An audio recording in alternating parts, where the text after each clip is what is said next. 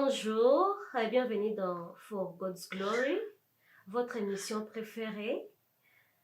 Aujourd'hui, dans ce programme, nous aurons à parler d'un sujet, une question qui intéresse la plupart des jeunes chrétiens. Et nous avons l'honneur aujourd'hui, nous sommes avec le serviteur de Dieu, c'est un grand pasteur, c'est le pasteur responsable de l'église La Borne Missionary Center. Nous avons vraiment ce plaisir de vous les présenter aujourd'hui et nous savons que dans cette émission, nous serons vraiment bénis et édifiés avec le pasteur Jonas. Pasteur Jonas, bonjour. Bonjour. C'est pour nous un honneur, c'est vraiment un privilège de vous savoir parmi nous aujourd'hui dans l'émission For God's Glory. Pasteur, est-ce qu'avant de commencer, vous pouvez prier pour nous? Seigneur Dieu d'Israël, nous te célébrons pour ces instants.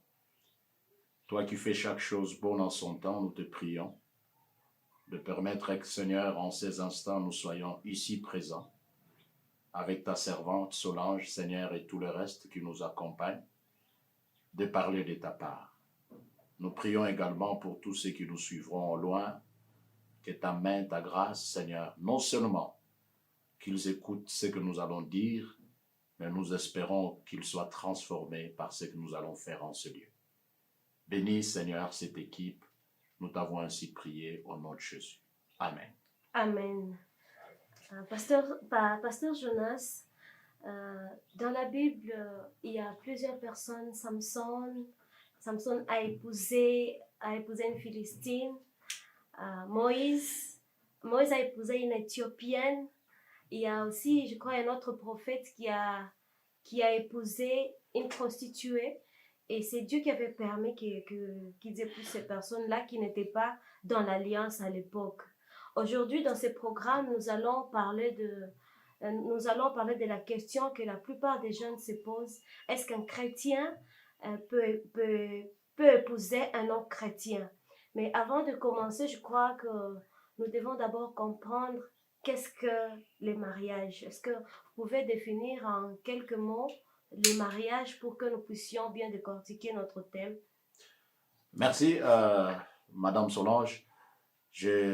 Pour ceux qui nous suivent, je m'appelle pasteur Jonas Ikimabalo de l'église La Borne Missionary Center, et ceux qui nous suivent peut-être peuvent dire mais c'est où? C'est en Ouganda et précisément à Kampala. Oui. J'aimerais préciser pour dire je suis content que nous puissions aborder avec vous ces thèmes combien importants dans nos églises. Oui. Nos frères et sœurs, j'en connais plusieurs qui ont soit abandonné la foi à cause du mariage, soit encore parce que le temps a traîné et ils sont allés épouser, entre guillemets, n'importe qui. Alors, ce matin, vous m'avez fait le réel plaisir de parler sur le mariage entre les chrétiens et les non-chrétiens. Est-ce possible? D'abord, s'il faut que nous comprenions ce qu'est le mariage, il y a plusieurs approches de définition du mariage. Les juristes ont une manière de définir le mariage, les sociologues, et aussi l'Église et nous les pasteurs, nous avons notre manière de définir le mariage. Et s'il faut aller dans un angle un peu de droit, si vous permettez, pour ceux qui lisent un peu de droit, je suis dans le contexte de livre des codes de la famille, article 330 du livre des codes de la famille, et ça je suis en droit positif congolais. Le législateur essaie de définir le mariage comme étant l'acte civil, public et solennel, par lequel un homme et une femme qui ne sont ni engagés l'un à l'autre dans un lien d'un précédent mariage et enregistrés établissent entre eux une union légale et durable, dont les conditions de formation et les effets de la dissolution sont déterminés par la loi. Ça, en fait, est l'approche juridique de la définition du mariage. Mais il y a aussi une approche sociologique. Pour les sociologues, le mariage, ça peut être considéré comme une union entre un homme et une femme pour fonder une cellule sociale. Et selon le cas, Ça peut prendre le nom d'un mariage religieux, d'un mariage civil selon les sociétés. Mais la base, c'est qu'un homme et une femme sont ensemble pour fonder un foyer.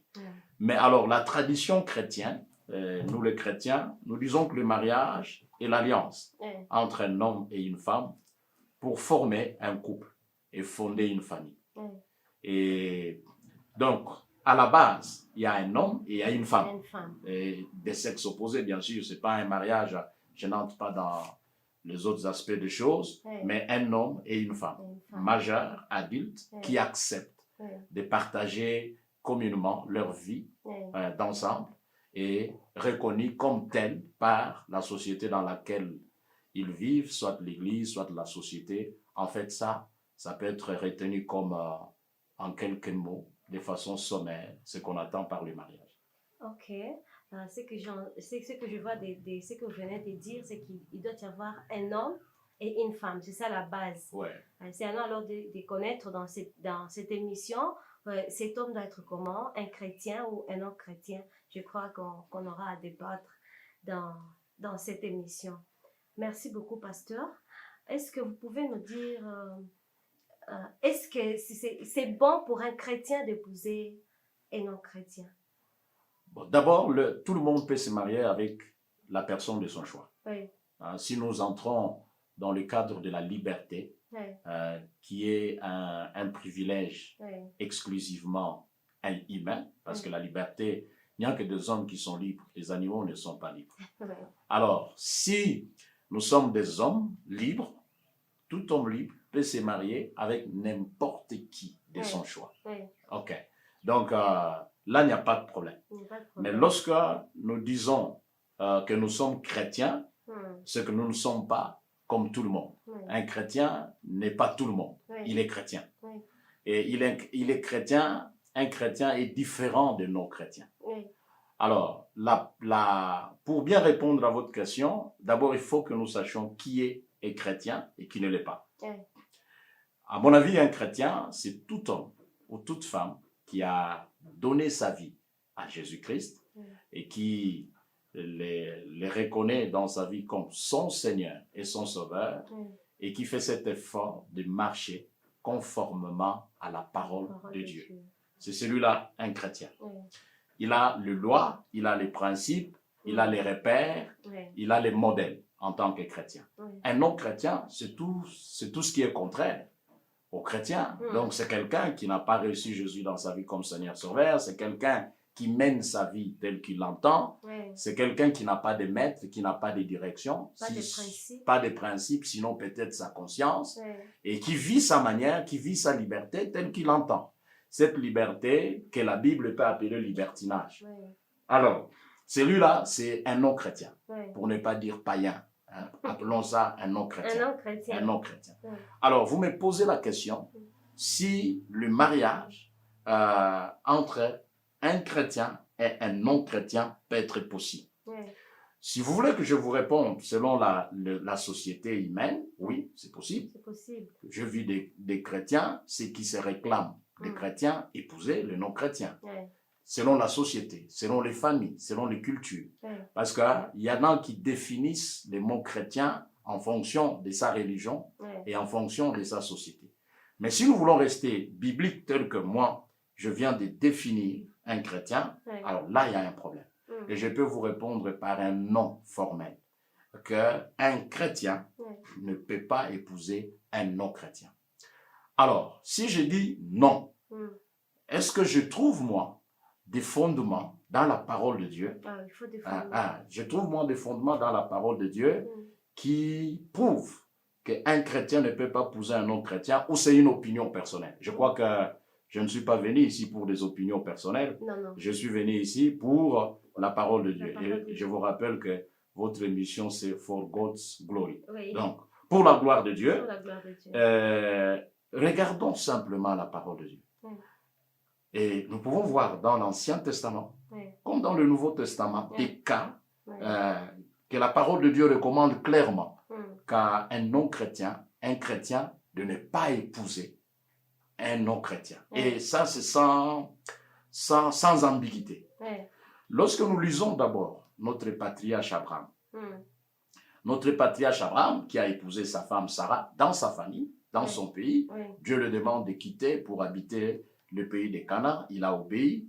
Et là, par la promesse de Dieu, Dieu lui donne Isaac. Mm.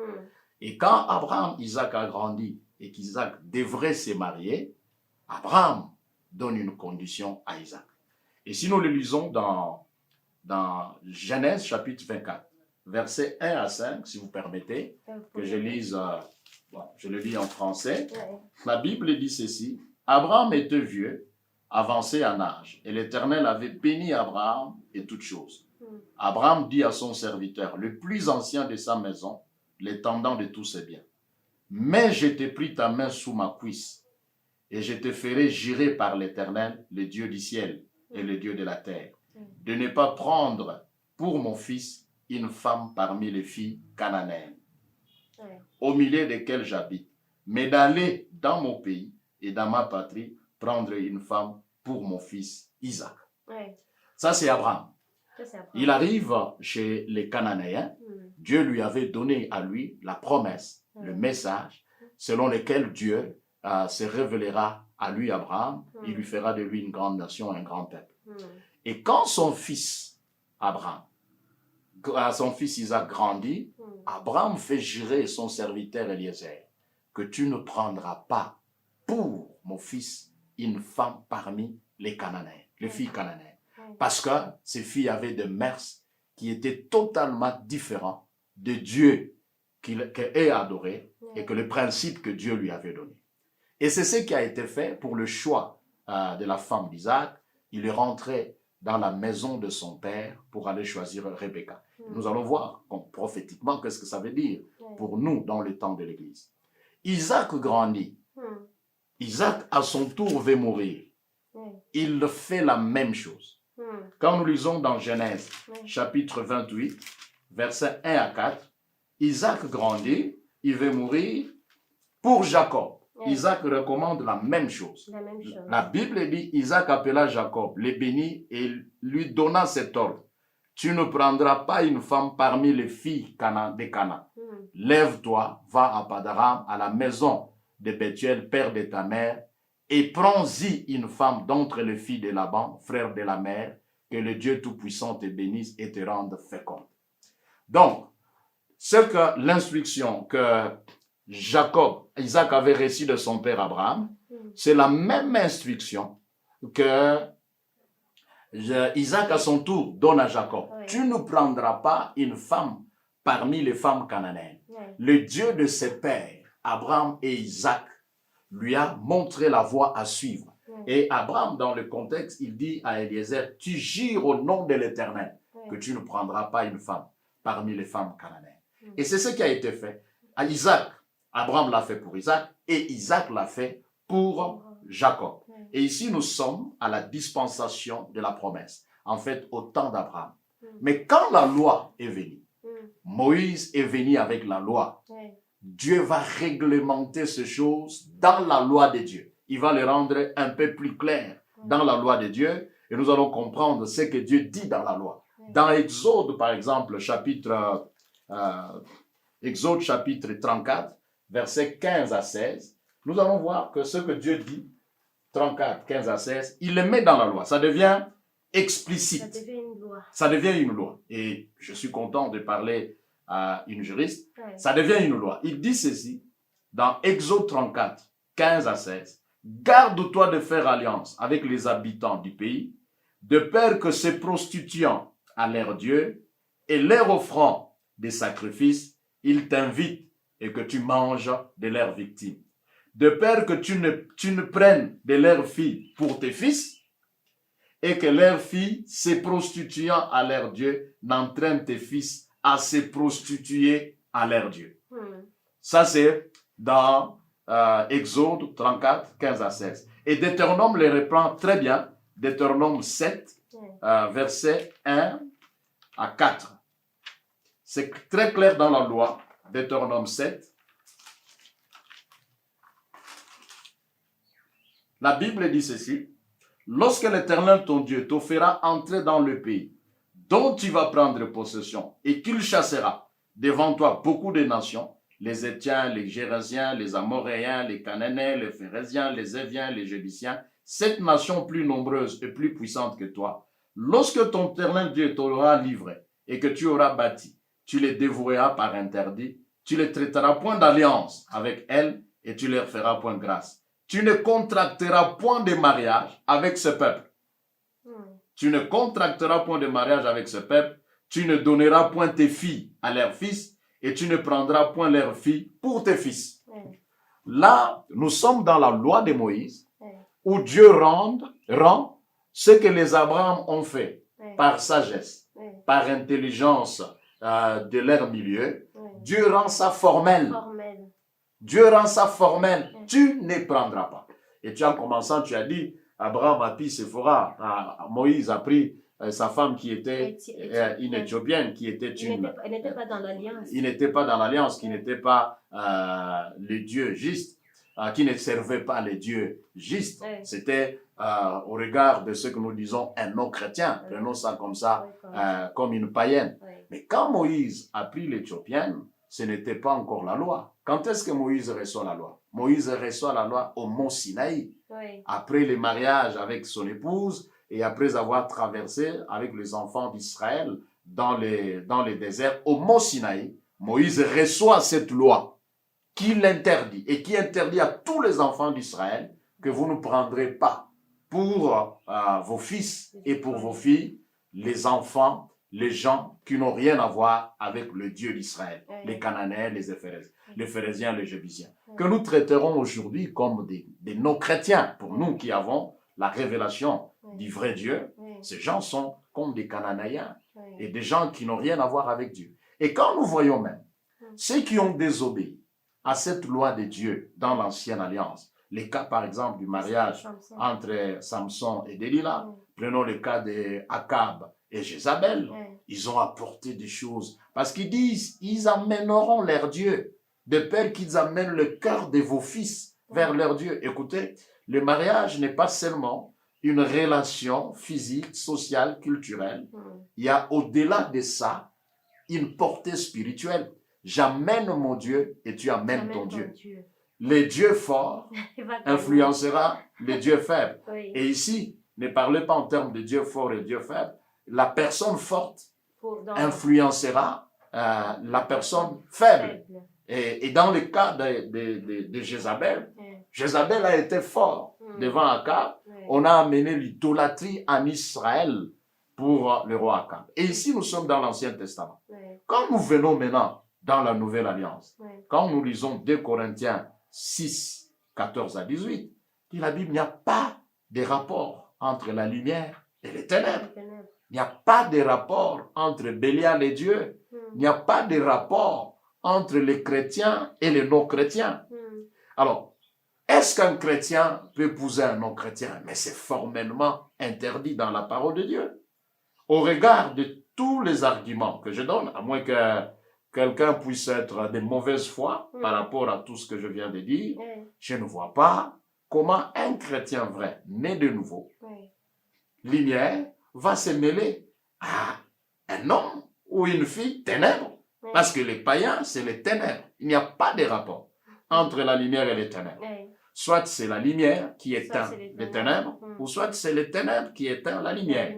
Il y a des choses. Et c'est clair dans la parole de Dieu que si nous voulons respecter la parole de Dieu, un chrétien ne peut pas épouser un non-chrétien. Ok, pasteur, selon ce que je viens de comprendre, c'est vraiment la volonté parfaite de Dieu, c'est que nous ne puissions pas épouser les non-chrétiens. Un chrétien, oui. Mais il y a, je crois, il y a dans la Bible quelqu'un à qui Dieu avait autorisé d'épouser une prostituée. C'était un prophète. Oui, le prophète Osée. Oui. Ouais. Oui. Comment prenez-vous ça? Parce que c'est Dieu qui avait autorisé ce prophète-là d'épouser une prostituée. Prophétiquement, le mariage de Osée avec la prostituée, une femme des nations, parce que quand on parle de la prostituée, il faut voir d'abord une femme des nations. Tout celui qui avait un autre Dieu, que le Dieu juif, le Dieu d'Israël y avait, était considéré comme une prostitution, cette façon de faire. Mais ici, c'est une possibilité, le Dieu d'Israël qui ouvre la possibilité aux nations de lui avoir comme Dieu. Mm. Sur le plan prophétique, en fait, c'est l'Église. Oui. Hein, l'Église qui est constituée Mm. des nations de tout peuple. En fait, nous là, que la Bible appelle l'olivier sauvage, nous étions sans droit des citoyens d'Israël, nous n'étions pas, nous étions étrangers aux promesses de Dieu. Oui. Par le sang de Jésus, il est venu chez les siens ne l'ont pas reçu. Mm. Mais à tous ceux qui l'ont reçu, il les a donné le pouvoir de devenir enfants de Dieu. Donc, nous avons cette grâce par cette illustration de mariage du prophète Osée et la femme prostituée, comme si nous, les prostituées, les oliviers sauvages, par la grâce de Dieu, prophétiquement, nous serons acceptés dans la maison du Seigneur et constituer le même peuple. Mais ceci n'est pas une recommandation de la parole de Dieu. C'était comme une ombre. Hein? Voilà, appelons ça une ombre de choses à venir. Oui. En fait, c'est une réalité prophétique qui était cachée dans ce mariage. Mais ceci n'était pas une recommandation des enfants d'Israël d'épouser des prostituées comme Osée. Ok, merci. Merci beaucoup, pasteur. Ouais. En tout cas, merci. Je sais que nos téléspectateurs sont en train d'être édifiés ici. Et nous attendons vos commentaires, vos questions. Le pasteur sera toujours disponible pour vous répondre. Pasteur Jonas, est-ce que la volonté de Dieu, ce n'est pas que nous puissions nous approcher des païens afin de montrer la lumière que nous avons? Est-ce que Dieu veut que nous puissions vraiment nous écarter des païens ou il veut que nous puissions nous approcher d'eux? Parce qu'on peut s'approcher des païens d'une manière ou d'une autre, même par voie de mariage. Tu peux t'approcher d'un païen afin de lui montrer la lumière qui est en toi. Il ne faut pas confondre les choses, Madame Solange. Le Dieu, les chrétiens, nous sommes chrétiens dans un monde, dans ce monde impur. Et d'abord aussi, la Bible dit que nous sommes la lumière du monde. La lumière n'a sa raison d'être qu'en éclairant les ténèbres. Là où il n'y a pas de ténèbres, la lumière n'a pas sa raison d'être. Si les chrétiens sont chrétiens, c'est parce qu'ils ont en face d'eux des païens. Les païens nous définissent. S'il n'y a pas de païens, la définition du chrétien n'aura pas son sens. C'est en regardant les païens qu'on définit les chrétiens, c'est en regardant les chrétiens qu'on définit les païens. En fait, la lumière est faite pour briller dans les ténèbres. C'est comme ça que la Bible dit, on ne met pas une lampe sous la table, mais on la met sur la table pour éclairer la maison. La Bible dit, nous sommes des villes situées sur la montagne et que tout le monde doit voir. En tant que lumière, nous devons aller là où il y a les ténèbres pour éclairer les ténèbres. En tant que sel de la terre, le sel de la terre, le rôle du sel est d'éviter la pourriture. Le monde est pourri. Le monde est dans l'abomination. Le monde est dans le mal. Notre rôle à nous, chrétiens, c'est d'entrer dans ce monde où il y a le mal, afin de leur amener le sel pour préserver de la pourriture. C'est ce qui comprend ce que Paul disait, que parmi les Juifs, je me faisais Juif, et parmi les Grecs, je me faisais Grec. Ok, ça c'est pour le salut des païens. Mais l'alliance du mariage, c'est une alliance qui est régie par la loi de Dieu. Ce n'est pas une histoire qui ne fait pas l'objet de la législation de Dieu. Pour que quelqu'un, un chrétien, dise, bon, écoute, je peux prendre un païen dans le but de le faire convertir, alors il est le Saint-Esprit. Hein? C'est le Saint-Esprit qui convainc de jugement, de justice et de péché. Donc, même l'homme, en dehors de la volonté de l'homme de s'approcher de Dieu, il y a la puissance de Dieu pour amener l'homme à la conversion. L'homme lui-même ne peut pas se dire, je me convertis. Tu peux certainement te décider d'arrêter certaines choses et ça marche. Mais tu ne sauras pas arrêter tout. On ne se donne pas les saluts. On ne se donne pas les saluts, on les reçoit. Le salut, c'est un don. C'est une grâce. Voilà, c'est un don que nous recevons de Dieu. C'est un don que nous recevons. Notre responsabilité, quand Dieu donne, nous tendons nos mains pour recevoir. Mais quelqu'un ne peut pas dire lui-même, moi je vais me convertir, je vais être sauvé. Non, ça ne se passe pas comme ça. Et le mariage n'est pas la stratégie de Dieu pour amener les non-convertis en Christ. La stratégie de Dieu, c'est le moyen de la prédication de la parole. Oui. Les païens se convertissent en écoutant la prédication de la parole. Oui. C'est en écoutant la prédication de la parole qu'un païen peut se convertir. Mais, dire que moi, je vais le faire convertir, j'ai des cas. J'ai des cas, personnellement, en tant que pasteur, nous avons des gens réussis chez nous, quelqu'un qui était d'une certaine religion, qui a aimé une fille dans l'église, et la fille a accepté, le monsieur a accepté de venir à l'église, de se convertir. Il a suivi les enseignements des baptêmes, les affermissements, nous l'avons baptisé, et pour nous, c'était comme un exemple de quelqu'un qui a aimé sa femme au point de suivre son Dieu. Gloire à Dieu. Ah ouais. Alors, on les a bénis, ils sont allés chez eux. Une semaine après, ils disent, bon, écoute, désormais aujourd'hui, je ne vais plus voir les gens de votre église ici. J'étais marié, c'est fini, c'est moi qui fais la loi. Il était d'une certaine religion et nous n'avons plus foulé les pieds chez cette sœur jusqu'à ce que je ne sais pas qu'est-ce qu'elle est devenue aujourd'hui. Alors, quand un homme tient une femme ou une femme tient un mari, les gens peuvent toujours se donner certains privilèges ou certains devoirs, mais la suite, c'est catastrophique. Donc, des cas comme ça ne m'encouragent pas à encourager quelqu'un à dire, bon, je vais le convertir, je vais l'amener, moi je suis homme, lui une femme, il va me suivre là où je suis. L'homme ne convertit pas la femme, c'est le Saint-Esprit qui convertit.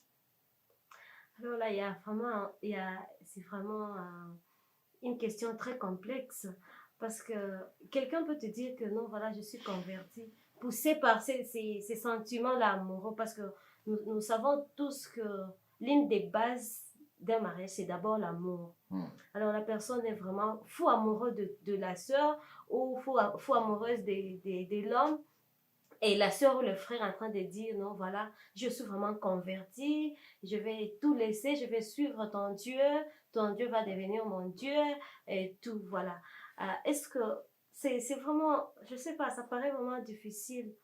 Qu'est-ce que vous pouvez conseiller à ces jeunes-là qui sont à pareille circonstance? Il y a quelqu'un qui est en train de vous dire, non, voilà, j'ai déjà suivi ton Dieu, je suis déjà convaincu, je vais me faire baptiser. D'ailleurs, il est même déjà baptisé, ils sont déjà dans ce processus-là de mariage. Mais ils savaient qu'avant, avant cette personne-là n'était pas convertie, il n'était pas chrétien. Mais c'est du coup parce que la fille ou les garçons a essayé d'évangéliser et son fiancé ou sa fiancée a accepté Jésus. Est-ce qu'il y a quelque chose à douter? Est-ce qu'on peut douter de cette conversion? Bon, on regarde. C'est comme ça que je vous dis, les méthodes bibliques sont claires et que les méthodes bibliques ne doivent pas être changées par des stratégies humaines. Les stratégies humaines peuvent marcher pour un temps, mais dans la suite, ça va se compliquer. C'est comme aujourd'hui, il y a des églises qui apportent les gens à manger, à boire, tout ça pour que les gens viennent. Venez, et chaque après-culte, il y aura à manger. Les gens vont pour la nourriture, pour manger. Jésus lui-même a dit aux gens qui l'ont suivi dans le désert, que vous m'avez suivi, non pas parce que vous avez besoin de moi, mais parce que vous avez mangé et parce que vous avez bu. Vous voyez que les motivations pour suivre Dieu peuvent être diverses. Et dans le contexte de ces gens, ils ont mangé. Vous pouvez apporter la nourriture à toute la ville de Kampala et tout le monde peut venir chez vous pour manger, mais vous convertir quelqu'un, ce n'est pas votre affaire. Convertir quelqu'un, c'est l'affaire de Dieu et du Saint-Esprit pour que la personne devienne chrétienne. Mais alors, est-ce que j'ai déjà vu des cas? Si, j'ai déjà vu des cas. Une sœur qui était d'une certaine religion, et le frère l'a aimée, et par la suite, il l'a gagnée à Jésus. Elle est venue à l'église, elle s'est fait baptiser, on a organisé le mariage, et jusqu'à ce jour, la sœur évolue dans la voie chrétienne, elle est chrétienne. Ok, j'ai vu des cas comme ça. Ces cas ici, c'est 1% sur 1%. Pas même 20%. Non, allons-y même 20%. C'est 20% sur les 100% des cas qui sont venus comme ça. Oui. Parce qu'il n'a pas rencontré véritablement Jésus, mais c'est parce qu'on l'a proposé les mariages. Et si les mariages ne marchent pas, mais vous n'attendez pas que vous aurez une telle sœur à l'église ou un tel frère, parce que ce qu'il a suivi, ce n'était pas Christ. Ce qu'il a suivi, c'est une femme. Ce qu'il a suivi, c'est un homme. Et si avec cet homme, les choses ne marchent pas, ben, c'est fini. C'est pas Christ. C'est pas pour Christ qu'il est venu. Alors, je dis que ce genre de choses peuvent marcher. Ça peut être une voie par laquelle Dieu peut utiliser une personne à venir à Christ. La première chose, dit, bon, il doit reconnaître qu'il avait mal agi, qu'il avait péché d'entrer dans ses mariages. Ok, mais il est déjà là-dedans. Ah, il est déjà là-dedans. Bon, dans le contexte où les religions diffèrent, ça devient quand même un problème. Quand même un problème pour que la sœur s'y prenne correctement ou le frère. Parce que si vous avez épousé quelqu'un d'une religion diamétralement opposée à vous, c'est déjà un problème. Et comme votre amour vous avez amené à accepter cette personne, que je crois que l'amour vous donnera la capacité de la supporter. Je pense, hein? L'amour vous donnera la capacité de la supporter. Je crois aussi que si vous étiez véritablement chrétien et que c'est la personne en face de vous qui a des problèmes, la responsabilité est plus exigée à celui qui est chrétien. C'est-à-dire, celui qui est chrétien est appelé à mener une vie, avoir un comportement tel que celui qui est en face de lui sente que celui-là, ma femme ou mon mari, le Dieu qu'il prie, le Dieu qu'elle sert, semble être véritablement un vrai Dieu, que ce que moi, je semble partager. Il faut que par votre comportement, votre manière de faire, que vous soyez capable de dire, est-ce que tu ne peux pas me suivre comme un exemple? C'est comme ça que l'apôtre Pierre, il est en train d'exhorter les femmes à être modestes. Quand nous lisons dans 1 Pierre, chapitre 3, versets 3 à 5, la Bible dit ceci, ayez non cette parure extérieure qui consiste dans les cheveux tressés, les ornements d'or ou les habits qu'on revêt, mais la parure intérieure est cachée dans le cœur, la pureté incorruptible d'un esprit doux et paisible qui est d'un grand prix devant Dieu. Ainsi séparaient autrefois les saintes femmes qui espéraient en Dieu, soumises à leur mari. Si, prenons, que ce soit une femme, que ce soit un homme, prenons ça, la Bible parle là dans le contexte des femmes. Une femme chrétienne qui a épousé un mari non chrétien, mais qui ne passe pas son temps seulement dans la parure extérieure, dans les ornements d'or, dans les habillements, mais qui a aussi une pureté du cœur, qui est une femme soumise à son mari, qui fait la joie de son mari et qui fait en sorte que son mari soit dans la paix et dans la joie dans le foyer, cette femme peut amener son mari à croire à son Dieu, à suivre son Dieu. D'ailleurs, en tant que pasteur, et ça je vous le dis, je préfère dans mon église une femme qui vient seule, sans son mari, qu'un mari qui vient seul sans sa femme. Pour la simple raison, les femmes qui viennent seules, c'est-à-dire leurs maris les ont autorisés de venir dans l'église. C'est déjà une grâce. C'est déjà quelque chose de bien. Et les maris finissent par suivre leurs femmes. Amen. La plupart des hommes que nous avons eus dans nos églises ont suivi leurs femmes. En fait, les hommes aiment leurs femmes. Et quand ils savent que sa femme a son cœur dans son église, les maris l'accompagnent.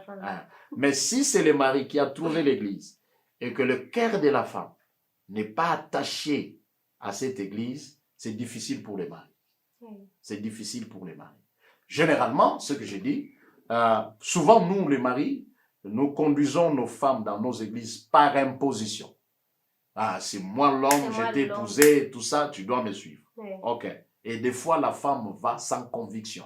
Bon, je vais seulement pour les satisfaire, mais dans mon cœur, je ne suis pas là. Mais le mari ne suit pas sa femme par imposition. Généralement, c'est par conviction. Par conviction. C'est comme ça que les femmes, vous, femmes chrétiennes, qui avez commis les premiers péchés, d'accepter des hommes païens. Oui. Bon, vous êtes déjà dans cette histoire, je ne vais pas vous dire quitter. Menez alors une vie de chrétienté sérieuse et je crois que vos maris vous suivront. Mais si vous perdez, parce que dans cette histoire, j'ai vu des femmes chrétiennes qui acceptent des maris non chrétiens. Les maris boivent, les maris amènent ses amis boire, le mari amène sa femme dans les boîtes, parce que moi j'aime la vie des boîtes, allons-y dans les boîtes, sinon si tu me laisses, je vais aller prendre les autres femmes là-bas. La femme qui ne buvait pas commence à boire, la femme qui n'entrait pas les boîtes commence à entrer la boîte, et elle devient peut-être plus dangereuse encore que son mari. Vous voyez, c'est ça le risque d'entrer dans cette affaire. Jusqu'où mon amour doit m'amener vis-à-vis de l'autre, pas d'abandonner les fondamentaux de la foi chrétienne. Donc, vous demeurez, vous, chrétienne. Vous jouez le rôle d'un évangéliste. D'un évangéliste, parce que vous avez déjà commis l'erreur. Avec patience. Ok. Certainement que la personne sera en train de se comporter bizarrement parce qu'il ne connaît pas la lumière. Ouais. Alors, la personne qui est déjà dans cette situation doit avoir beaucoup de patience, beaucoup de prudence aussi. Oui. D'accord, beaucoup de patience, prier pour le conjoint en face de lui, pour que le Seigneur le touche et se comporter de manière à être un modèle pour lui. Et ça devient, c'est une autre responsabilité des convictions par ton comportement. Alors, quelqu'un qui croit à l'évangile, à la puissance de la prédication, il ne m'a pas regardé d'abord avant de croire. Il a été convaincu par le Saint-Esprit. Mais dans la maison, ça devient une pédagogie. Donc, vous devez amener à votre conjoint d'être convaincu que vous êtes une femme chrétienne ou bien vous êtes un homme chrétien pour suivre votre Dieu. Nous pouvons même dire que, pouvons-nous dire que c'était peut-être le plan de Dieu pour gagner ces dames-là, ces mariages? Non, le plan de Dieu, il faut pas confondre la volonté de Dieu, j'entends, c'est la volonté de Dieu, le plan de Dieu et tout ça. La volonté de Dieu est ce que Dieu nous amène selon sa parole. La volonté de Dieu, il ne faut pas le chercher. Je t'ai suivi dans une émission où tu parlais de la volonté de Dieu. La volonté de Dieu est révélée, elle n'est pas cachée. La volonté de Dieu, c'est sa parole. Ce que Dieu a voulu que nous sachions, il l'a mis dans la parole. Alors, la parole te dit, tu ne prendras pas une femme païenne. Tu ne prendras pas un mari païen. Dieu ne va pas se servir d'un mari païen pour faire un plan. Pour faire un plan. Non, non. Dieu peut se servir de païens pour une mission. Mais cette mission-là ne sera pas une mission à caractère... ça ne sera pas la volonté... comment on dit ça sera comme une volonté permissive, mais pas la volonté... la volonté parfaite. Oui, la volonté permissive, là, il faut aussi les clarifier. Dieu a appelé des païens dans la Bible leurs serviteurs, Moïse comme Cyrus. Un païen que Dieu a utilisé pour avoir une ordonnance et demander aux Juifs de rentrer chez eux, aller construire leur vie. Et Dieu l'appelle mon serviteur Cyrus.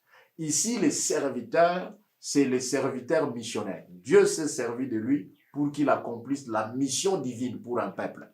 Mais il ne devient pas chrétien. Si le maire, il ne va pas au ciel, non. Il ne va pas aller. Non.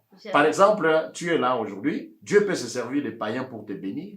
Les gens qui nous bénissent ne sont pas tous des chrétiens. Il y a des païens que Dieu utilise sur notre chemin. Même là où certains païens, certains chrétiens reculent, vous verrez un païen s'élever pour te défendre. En fait, Dieu l'utilise pour une mission, mais ne fait pas de lui chrétien. Pour être chrétien, il faut naître de nouveau. Il faut une régénération. C'est deux choses différentes. Il faut rencontrer Jésus. Alors, Jésus nous a donné la stratégie. C'est comment? L'évangile. Prêcher l'évangile. C'est l'évangile qui amène le salut à ceux qui n'en ont pas. C'est pas les mariages. Pour les mariages, c'est interdit. Mariez-vous aux chrétiens. Ça, c'est un fait. Ne pas se marier à un chrétien, c'est un péché. C'est un péché. Il ne faut pas se voiler la face. Ce n'est pas même à discuter. Non, ce n'est pas à discuter. Il n'y a pas de rapport entre la lumière et les ténèbres. Il n'y a pas de rapport entre Bélial et Dieu. Il n'y a pas de rapport entre le royaume de Dieu et le royaume de Satan. Les païens sont dans le royaume de Satan et ils sont agents de Satan. Ça, il faut le dire.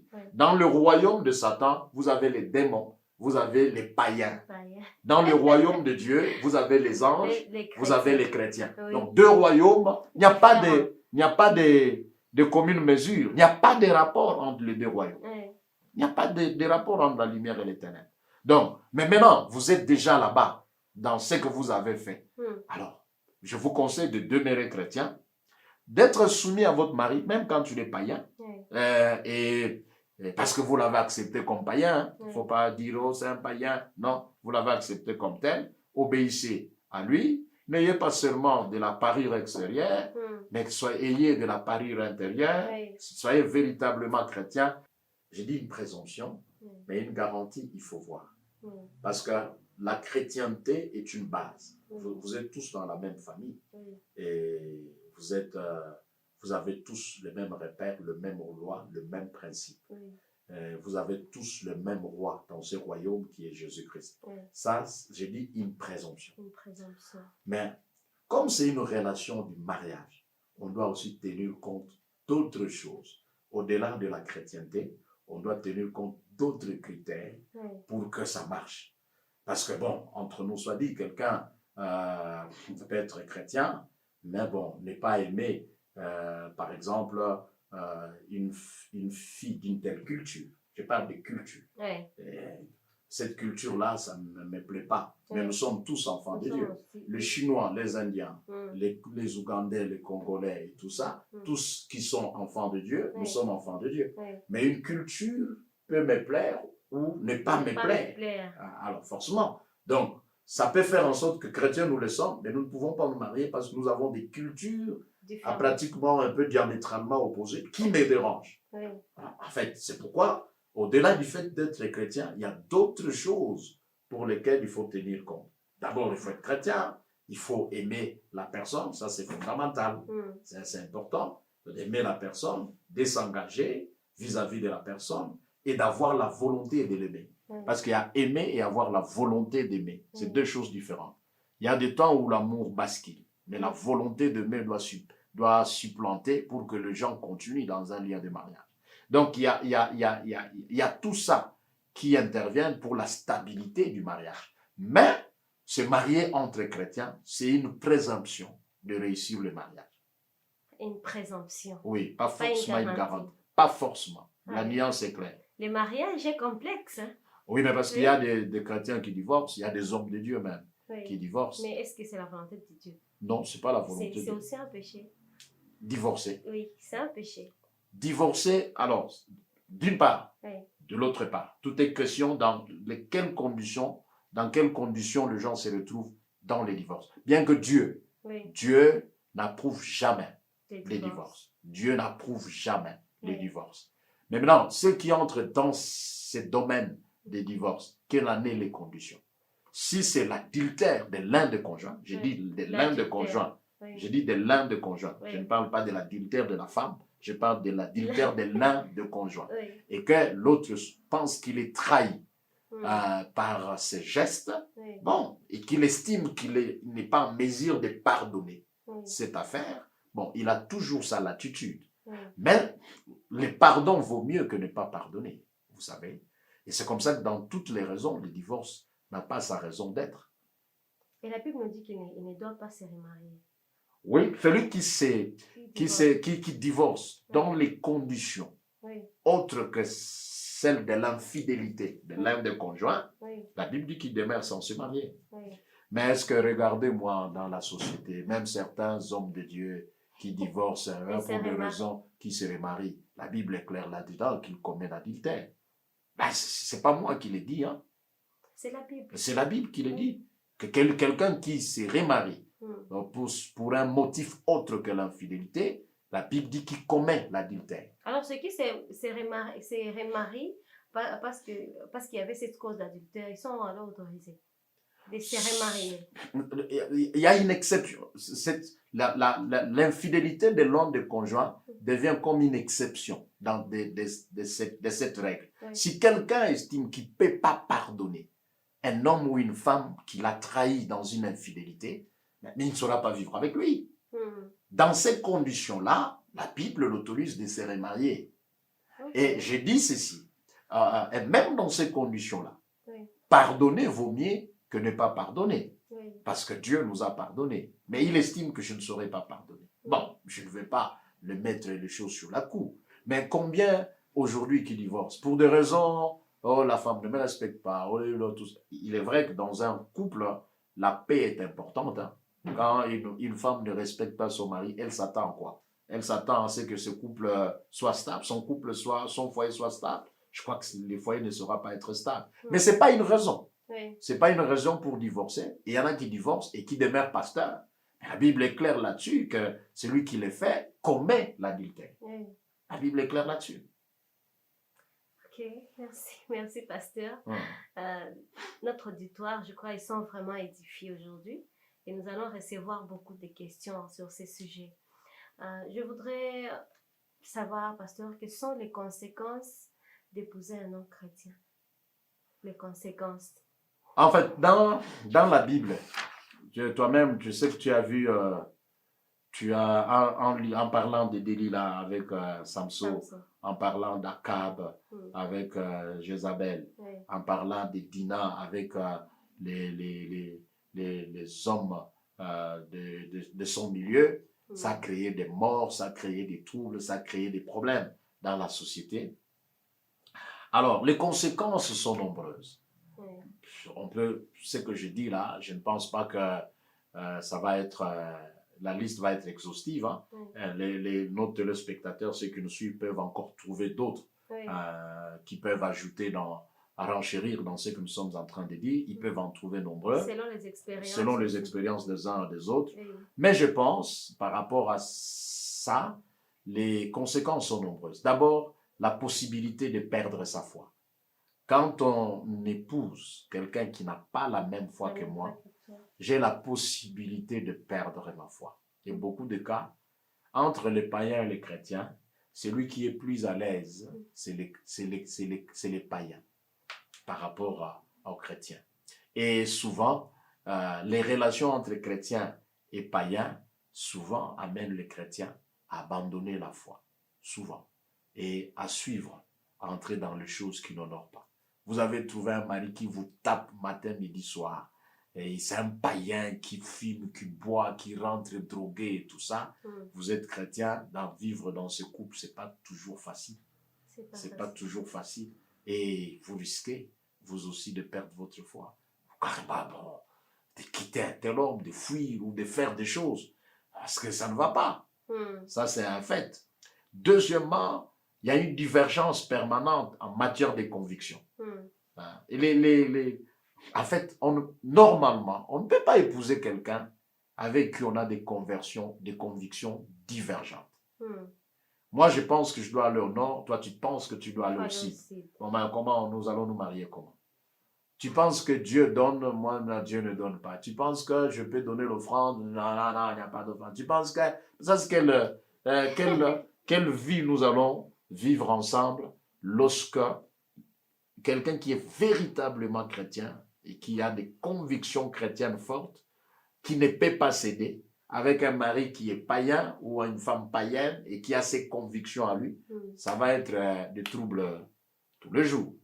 Parce que ça, c'est une divergence des convictions, des foi, de l'un et de l'autre. Ça ne peut pas vous amener à la paix. Ça, c'est une chose. Troisièmement, il y a manque d'unité quant à l'éducation des enfants. Comment certaines choses, vous pensez qu'en tant que chrétien, nous ne pouvons pas les faire. Lui dit, bon, laissez-les faire, il n'y a pas de problème. Vous pensez que cette émission, les enfants ne peuvent pas regarder. Il dit, ah, laissez-les faire, il n'y a pas de problème. Là, il y a un très sérieux problème dans la vie des couples et dans la manière de faire des choses. Et puis, on ne se comprendra pas. Vous allez à l'église, vous avez séminaire, on a terminé tard, on sort à 19h. Lui rentre à 16h, il est à la maison, et tu étais parti au culte, ça ne passe pas. Et donc, qu'est-ce qu'il faut faire? Vous restez, pendant ce temps, le cœur souffre, vous voulez bien aller servir, mais vous avez un mari qui n'accepte pas, parce que votre programme n'entre pas avec son programme. Il est dans une religion où il n'y a pas trop de programmes comme ça, des séminaires. Vous voyez? Ça déjà, ça crée un très sérieux problème dans le foyer, dans l'harmonie dans l'harmonie même du couple. Il y a des choses que la Bible interdit, que lui te demande de faire. Bon, et vice-versa. Donc, c'est un problème. Et quatrièmement, il y a une possibilité carrément d'une éventualité de divorce. Parce que bon, en tout cas, il est sur un chemin, moi je suis sur un autre chemin. Mais faire ça, je ne peux pas. Je te donne le cas, il y a un frère, mon frère a épousé une fille d'une certaine religion, il était dans nos églises, et la fille est d'une certaine religion, et dans la religion de la fille, quand l'enfant perd le sang ou tout ça, on n'ajoute pas le sang, on ne transfuse pas. Ces religions comme ça, il y en a. Hein? Oui, il y en a, on ne transfuse pas. L'homme est médecin, je vous dis. Il est absent, et son fils a un problème de transfusion. L'homme dit, hé, amenez l'enfant au transfuse. Non, non, c'est pas biblique. Hein, tout ça, moi dans ma religion, j'entre. La femme a... Elle préfère que l'enfant meure. Bon, qu'on recourt à d'autres solutions, mais pas celle. Lui ne veut pas pécher. L'homme insiste, il fallait que des interventions viennent du dehors pour venir arracher à la femme l'enfant, pour que l'enfant aille à l'hôpital et qu'on les transfuse. Tu vois les guerres des religions. Voilà, voilà les dangers d'épouser des gens quand vous n'avez pas la même foi, quand vous n'avez pas la même conviction. Et dans les cas d'espèce, c'est un sérieux problème. La femme pense qu'il peut danser la musique du monde, il peut prendre sa bière et tout ça. L'homme, ça le dérange. Dans la même maison, vous avez des CD de gospel, vous avez des CD de musique, oui, profane, bon, que vous appelez mondaine. Alors, celui-ci va mettre, l'autre va mettre, quand il n'est pas là, on met, ça, et les enfants vont suivre quoi? C'est là, c'est ça, une confusion. Et donc, les conséquences sont plus négatives que des bonnes conséquences. Je ne vois pas. La seule conséquence positive, c'est qu'on a cessé d'être célibataire, si c'est une conséquence positive. Mais sinon, bon. D'abord, il faut que nos sœurs retiennent aussi, hein, et ça, il faut le savoir. Vous savez, Jésus a rencontré Marie de Magdala. Marie de Magdala a été une femme qui a coûté cher pour Jésus. Et Marie de Magdala était dans la compagnie de Jésus. Marie de Magdala est morte. Elle est morte célibataire. Jésus n'a pas donné à Marie. Hein.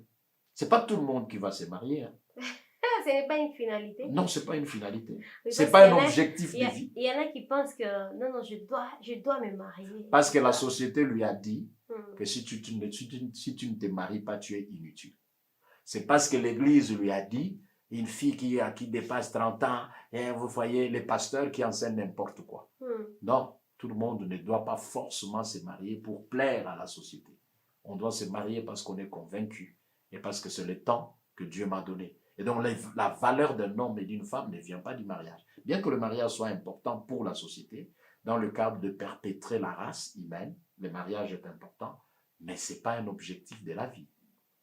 Le mariage n'est pas un objectif de la vie. Ouais. Le mariage n'est pas une finalité. Un chrétien peut-il épouser un autre chrétien? Nous venons de suivre le débat avec notre serviteur, le serviteur de Dieu, pasteur Jonas. Je sais que vous avez été nombreux à être édifiés. N'hésitez pas à poser des questions. Le serviteur de Dieu est disponible. Il pourra vous répondre.